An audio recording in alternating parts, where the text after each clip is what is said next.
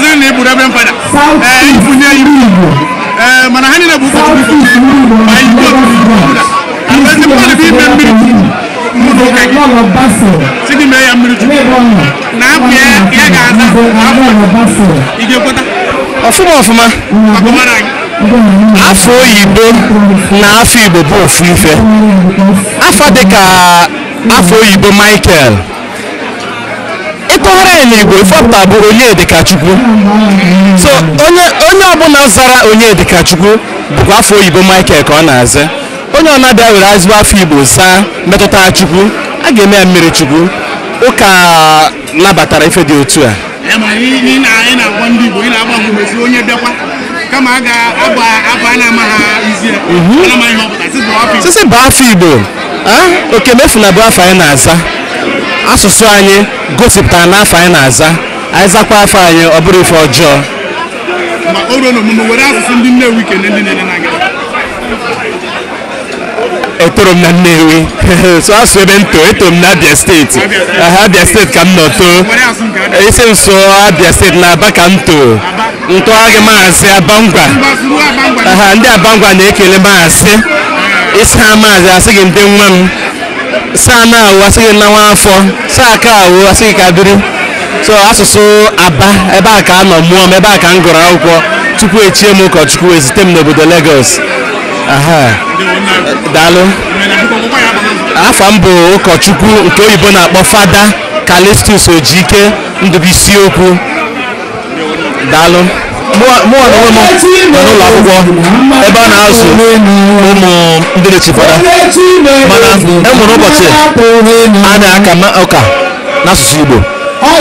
agbanyeghị n'ụbọchị ndị ọzọ na-awụ n'asụsụ Bekee mana enwere ụbọchị ndị wepụtara a na-eji aka ụka n'asụsụ Igbo n'ihi na anyị ma ọtụtụ ụmụ akwụkwọ ndị na-abụghị ndị Igbo n'ebe ahụ a na-esikwa na ya na-akụziri ha Igbo ka ha nwee ike soro anyị na-asụ asụsụ obodo anyị otu nwoke kwuru okwu si na ọ ga-adị mma ma ọ bụrụ na onye mee mmiri Chukwu ya bụ baptizim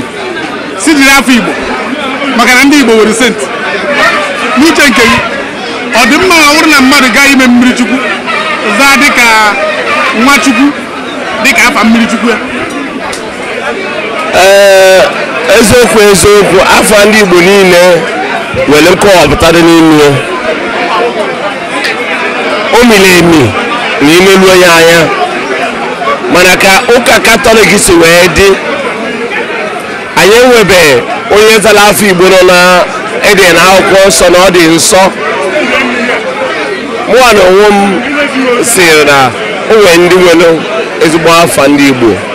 mana a na-emekwa mmiri Chukwu ka esi wee kwuo azakwa afọ oyibo si zaa afọ Igbo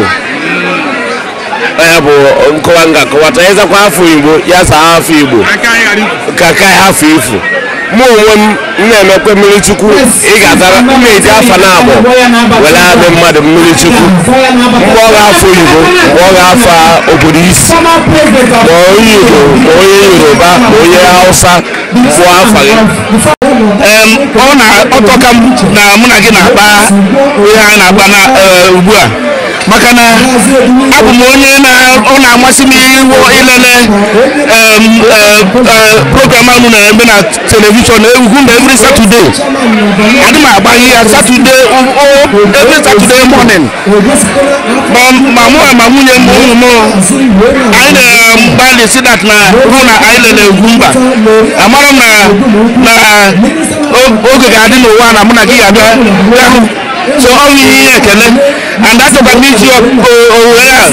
a wee agwa ndị Igbo ahụmaka Igbo bụ ihe dị mma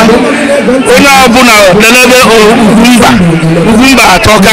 Ugwumba bụ ebe a ga-abụ ị na-elele ị na-amụta ihe dị n'ala Igbo ị na-elele Ugwumba ị na-amụta hụ na Igbo na ihe dị n'ala Igbo amaka ọ dị mma ọ bụghị onye gọ ime mmiri Chukwu ọ bụghị arụ